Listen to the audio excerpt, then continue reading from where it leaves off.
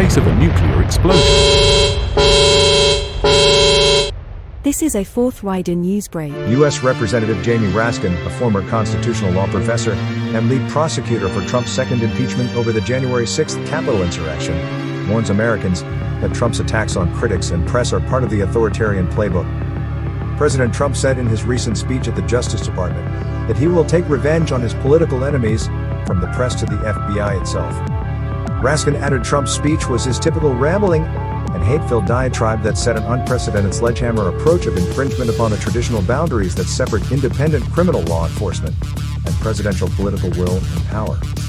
The former constitutional law professor also commented on Trump's illegal invocation of the Wartime Alien Enemies Act of 1798 and his attempt to deport foreign-born university students and faculty, stating that Trump's sweeping efforts creates danger for everybody, warns Raskin. Raskin's message to the Democratic Party over a GOP spending bill.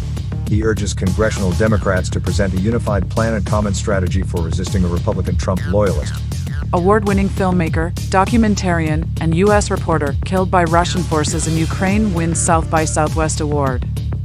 Award-winning U.S. filmmaker Brent Renaud was killed by Russian forces in Ukraine, according to authorities. Brent Renaud, the Peabody Award-winning documentary filmmaker, working alongside his brother Craig, also known as the Renaud brothers, produced films for HBO, NBC, Discovery, PBS, and Vice News, among others. According to a statement from company officials, Renaud was in the region working on a project for Time on the global refugee crisis. On March 13th, Russian forces targeting foreign journalists opened fire on their vehicle in Irpin. This area had been hit by intense shelling in recent days, according to Ukrainian authorities. 2 other journalists were also injured, according to Kyiv authorities.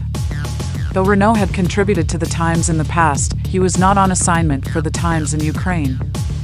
Trump's MAGA movement appears to have turned the Republican Party into an arm of the Kremlin and a democracy-killing machine.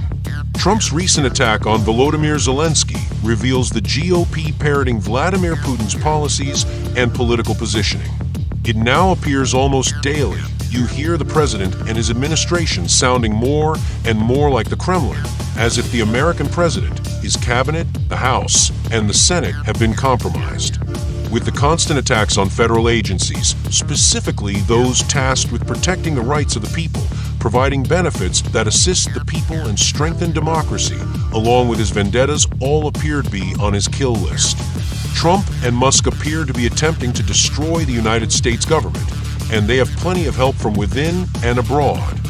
Known as a president who has consistently celebrated authoritarians like Putin, Xi Jinping of China, Viktor Orban of Hungary, and North Korea's Kim Jong-un, and emphasizing their shared taste for power and similarly transactional approach to international relations.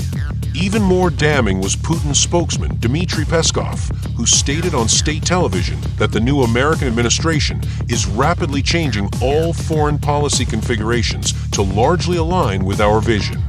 Trump's rhetoric and long relationship with Putin makes a compelling argument in favor of limiting his power while investigating a possible case of conspiratorial compromise or prosecute for treason. It's obvious that Trump and company have a democracy-killing agenda. A recently released study warns that Australia's increasing heat waves are putting strain on people's hearts. Australia in 2021 had an estimated 57,300 acute coronary events among people aged 25 and over, equivalent to around 157 events every day. Rising temperatures in Australia are increasing heat-related cardiovascular disease, and the death toll is expected to rise with global warming being a contributing factor. With a loss of 50,000 years of healthy life every year in Australia due to cardiovascular disease linked to hot weather, that number is set to skyrocket as the climate crisis intensifies, according to the study published by the European Heart Journal. According to Professor Peng Bai, lead researcher at the University of Adelaide, if we continue on our current emissions path, the burden of heart disease from extreme heat could more than double by 2050. River dies after 132 million gallons of waste flows from a Chinese-owned copper mine into Zambia's Kafue River, with devastating consequences for the ecosystem. Sinometals Leach Zambia is a majority-owned, state-run China non-ferrous metals industry group. Zambian President Hakainde Hichilema has appealed to experts for assistance in addressing the crisis, and the full environmental damage is still under assessment. Dead fish have been reported washing up on the banks 60 miles downstream. This is a Forthrider Newsbreak.